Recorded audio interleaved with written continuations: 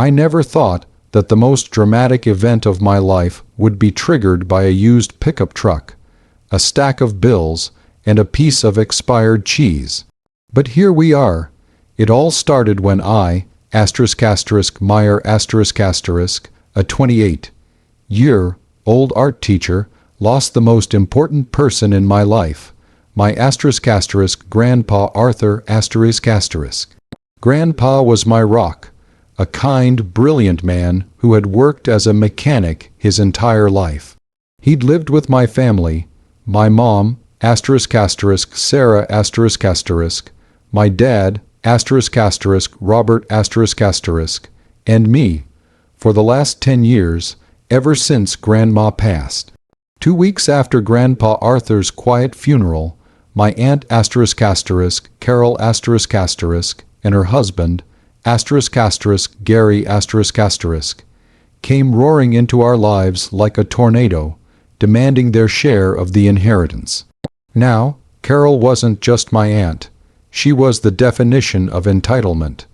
She hadn't visited Grandpa Arthur once in his final 6 months, despite repeated pleas from my mother. Her excuse: traffic is brutal, and hospitals depress me. Yet, the moment the will was read, a simple document leaving everything, primarily the house and a savings account of about $$15,000, to my mother. Carol threw a screaming fit, claiming my mother had manipulated a dying old man. The conflict that tore us apart, however, wasn't about the house. It was about an old, rusting, yet perfectly maintained *1978 Ford F-150 pickup truck that Grandpa had lovingly restored over 15 years. Carol demanded the truck, claiming it was sentimental value, while I knew she planned to flip it immediately. When my mom refused, Carol escalated the war. She demanded Grandpa's private safe, which we hadn't even found. When we finally located it, behind a loose floorboard in the garage, it contained just one item: an unmarked bank envelope with $$45,000 in crisp $100 bills and a cryptic, handwritten note from Grandpa Arthur. The note read, "This is not for the will, it's for the reckoning, get the cheese." I stood there, holding $45,000, which was 3 times the amount of the entire legal savings account, and a note telling me to get the cheese. My Aunt Carol and Uncle Gary were already halfway to suing my mother. The core conflict was overwhelming. Do I, Maya, the kind-hearted granddaughter, respect the legal will and hand the money over to my mother, who desperately needs it for her medical debt, thereby ignoring Grandpa's strange, final request? Or do I follow the cryptic instructions, use the $$45,000 to execute a mysterious, unknown reckoning? That seems designed specifically to target Carol and Gary, risking massive family upheaval for a revenge plan I don't even understand. Was I wrong to prioritize a dead man's revenge over my family's immediate financial stability? Tell me honestly, would you have taken the money and run? Or would you have started looking for that cursed cheese immediately? To truly understand the depth of Grandpa Arthur's motive for revenge, you have to understand the decades of abuse my mother and I suffered from Carol and Gary. Grandpa Arthur was generous to a fault. He was a simple mechanic, but he believed in family. When Carol and Gary faced financial hardship 5 years ago, due entirely to Gary's reckless investment in a failed gold mine scheme, a venture he swore would make him a self-made mogul, Grandpa Arthur loaned them $20,000.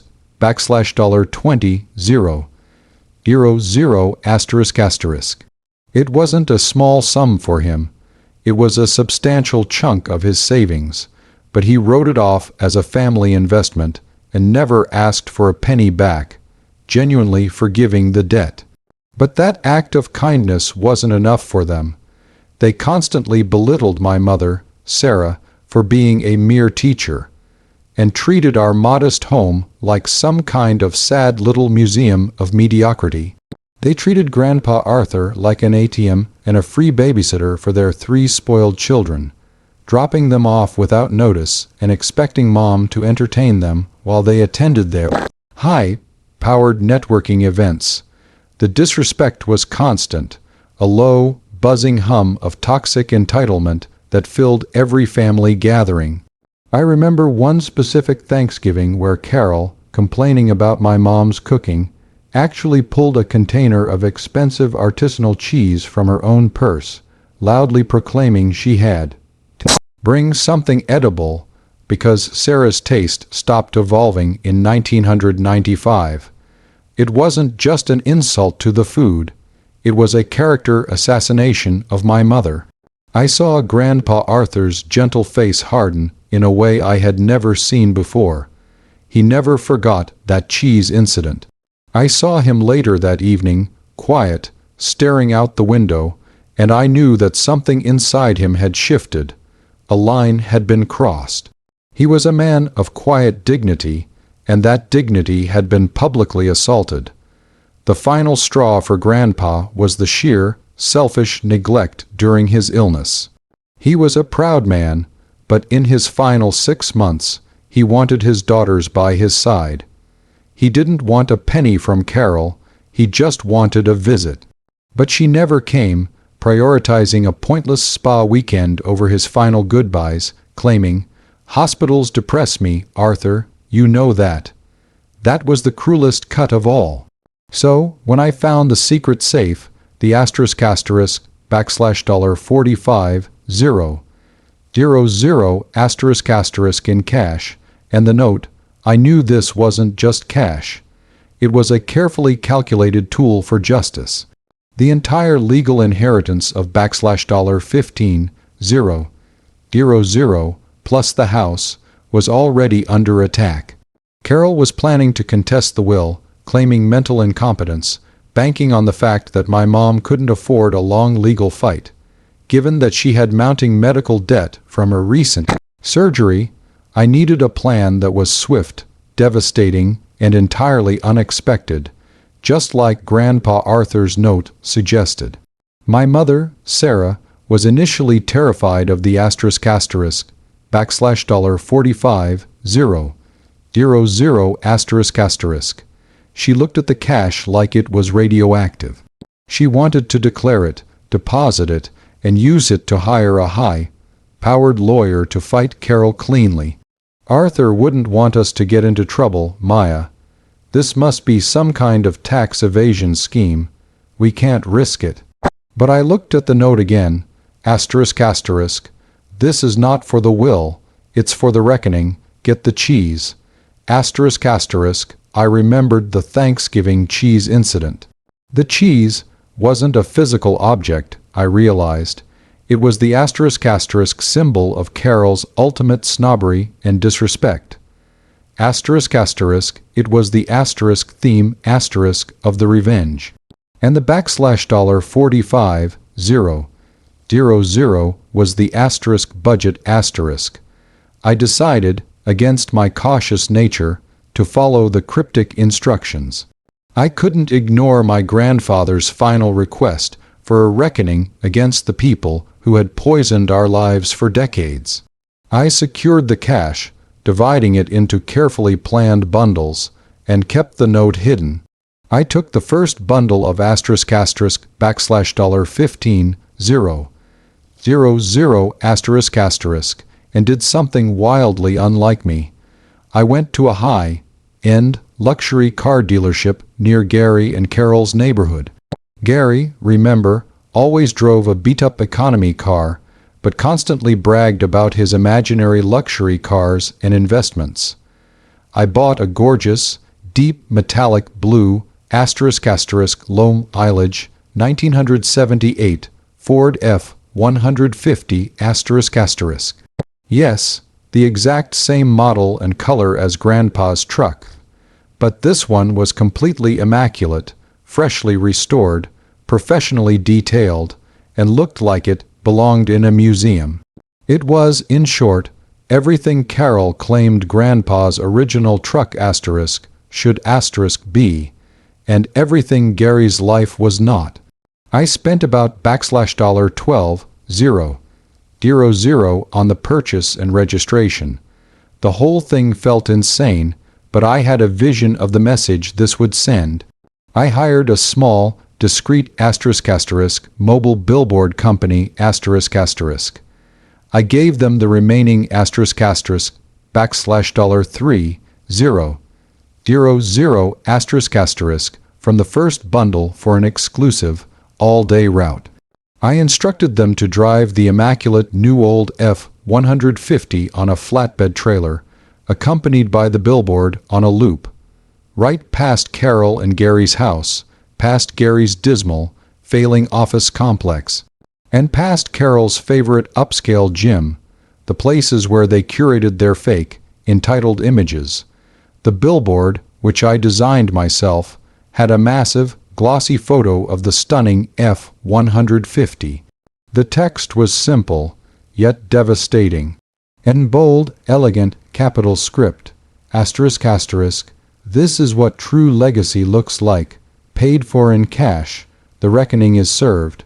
***, I made sure the script and font looked expensive, hitting them right where their snobbery lived. The plan was underway. Carol and Gary immediately called Mom, not with a legal threat, but a confused, furious barrage of questions. Why was I parading a better version of Grandpa's truck around their neighborhood? What did true legacy mean? The stunt was confusing and infuriating, but I hadn't yet touched the main part of the $45,000, and I still hadn't figured out the final, conclusive part of the Get the Cheese instruction. The F-150 stunt was merely the opening salvo, the bait designed to make them aggressive and reckless. So that's the situation I was in. I had publicly humiliated Carol and Gary with a confusing, expensive, and deeply symbolic revenge stunt, effectively making them a laughingstock in their own neighborhood, but I still had the bulk of the $45,000 cash and the mysterious final instruction, get the cheese. I was deep into a dead man's revenge plan, using money that could solve my mother's very real medical financial problems. Carol was undoubtedly furious, but she still hadn't legally retracted her threat to sue, and my mother was a nervous wreck, torn between pride in my daring and absolute fear of the legal consequences. My choice was now: do I stop here, having achieved a satisfying bit of public spite? Do I deposit the remaining $30,000 minus the initial $15,000 I spent on the truck and billboard, and use the momentum of the humiliation to force a quiet, protective settlement for Mom? Or do I commit fully to Grandpa's final, cryptic instruction, figure out the final, conclusive meaning of the cheese, and deploy the rest of the money in a final blow that will permanently dismantle Carol's claim and ruin her reputation forever? Was I going too far? Would Grandpa have wanted me to be sensible? Before I tell you what happened next, I want you to pause and comment below what you would have done in my shoes. Would you have played it safe, secured the cash for Mom, and stopped the revenge? Or would you have gone all in on the reckoning? Seriously, let me know what choice you would have made right there. I went all in. My cautious accountant nature was overruled by my buried sense of justice and, surprisingly, my journalism instincts, inherited from years of watching Grandpa Arthur read the paper and tell me stories, always looking for the angle, the real story. The $45,000 $20,000 wasn't just cash. It was ammunition, and I had only fired the warning shot. I needed to find the real meaning of the cheese. I went back to the source, my mother's humiliating Thanksgiving dinner. I talked to my mom again, pressing her for every minute detail about that night. Mom, through tears, remembered Carol saying, "This artisanal cheddar cost me $45 a pound. I couldn't risk eating Sarah's cheap stuff." That night, Grandpa had been quiet, but later, he'd asked Mom a strange, specific question. "Sarah, what's the shelf life of really expensive cheese? Does it get better, or just more expensive and spoiled? Shelf life, $45,000. The pieces clicked into place. The cheese was the symbol of her elitism and disrespect, but the reckoning had to relate to the fact that their greed, like expensive, aging cheese, had grown worse over time and needed to be exposed as spoiled. The reckoning had to connect her snobbery to the $20,000 loan Grandpa had forgiven 5 years ago. Carol and Gary had never paid a dime back. I realized Grandpa's brilliant, simple plan wasn't just about public humiliation. It was about legal leverage and poetic justice. He used the symbol of their arrogance, the cheese/the expensive, to finance the legal means to punish their greed, the unpaid loan. I hired a young, hungry, ethical lawyer, Mr. Chen, with the explicit instruction that the entire fee of $15,000 would be paid upfront in cash. The cash wasn't for secrecy, it was for speed and commitment. I presented Mr. Chen with the remaining $30,000 and the note, and explained the entire history, the Thanksgiving cheese incident, the $20,000 loan, the F-150 stunt, and Carol's current legal maneuvering. I instructed him to use the funds and his legal expertise for 3 distinct, coordinated steps. Step 1. The loan call in the $20,000, Mr. Chen, acting immediately on my mom's behalf, officially revoked the forgiven status of the $20,000 loan. He demanded immediate repayment of the principal, plus 5% simple interest accrued over 5 years. This was entirely legal, as Grandpa had never formally documented the forgiveness of the loan, only told them he wouldn't ask for it back. The legal demand instantly torpedoed Carol's ability to pay her own rising legal fees, as she and Gary were already financially insolvent and had leveraged everything. Step 2. The cheese tax the $50,000. I asked Mr. Chen to release a detailed counter suit against Carol and Gary, claiming damages for defamation and emotional distress. Based on the Thanksgiving incident and Carol's continuous public slights against my mother's character, the demand wasn't for millions. It was for a precisely calculated $50,000, the exact equivalent of 5 years of annual artisanal cheese and food snobbery Mom and Grandpa endured. This was designed purely to infuriate Carol and draw media attention due to the absurd name of the suit. Step 3. The final payment, the $5,000,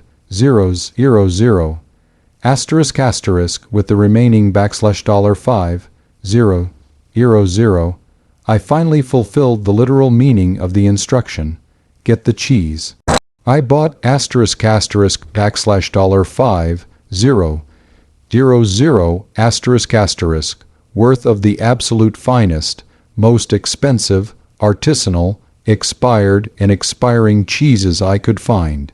I bought them from multiple high-end stores, accumulating nearly 150 pounds of pungent, outrageously priced dairy. It was beautiful in its vulgarity. The climax was the deposition. Carol arrived, smelling faintly of expensive perfume and righteous indignation, ready to tear my mother's credibility apart. Instead, she was met with Mr. Chen's swift, precise legal maneuvers. The $20,000 loan calling left her stunned and financially paralyzed. But the real coup de grace was delivered right outside the courthouse, after the deposition had effectively stripped them of their legal standing. I had the $50,000 worth of expired artisanal cheese delivered in a small refrigerated truck. When Carol and Gary walked out, reeling from the financial trap and having just been served the lawsuit for the cheese tax, they were met by a local news crew I had tipped off as a retired journalist's daughter. I knew exactly how to work the press. The news crew was interviewing me, and next to me was the small refrigerated truck, its back doors open, revealing the massive, pungent pile of gourmet cheese. The smell was incredible, a mix of expensive milk and aggressive decay.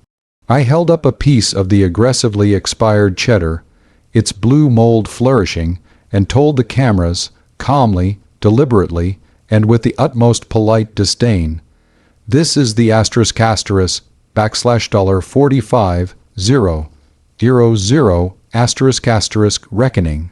My grandfather ensured that those who treated family with greed and snobbery would receive neither wealth nor peace.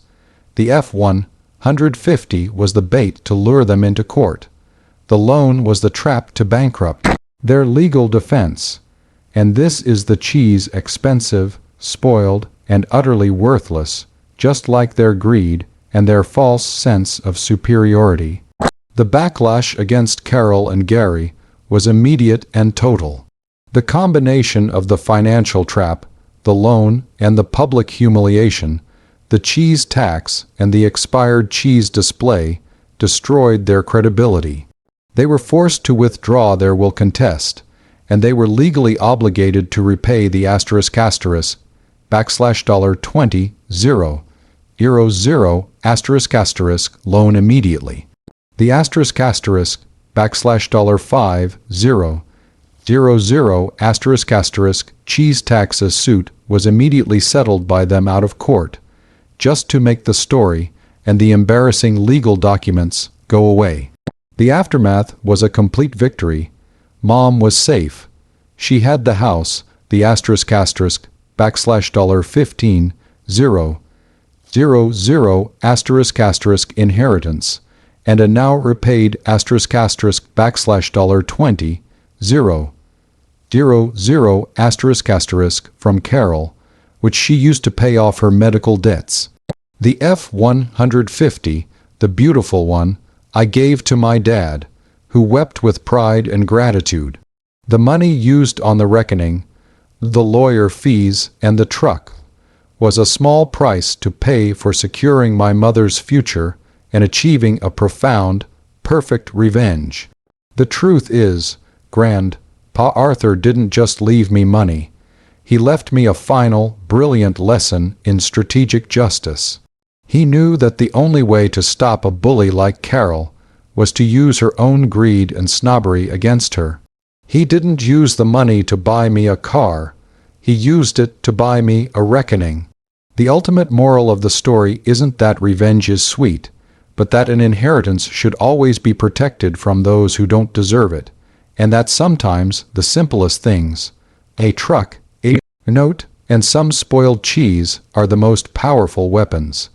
Like this video, if you were on Grandpa Arthur's side and you loved the cheese revenge. Subscribe for more stories about secret wills and family justice. And please, share your final thoughts on this whole messy, cheesy situation in the comments section below. Do you think I should have donated the $50,000 worth of expired cheese to a food bank, or was its purpose fulfilled as a legal prop? I'll see you all in the next story.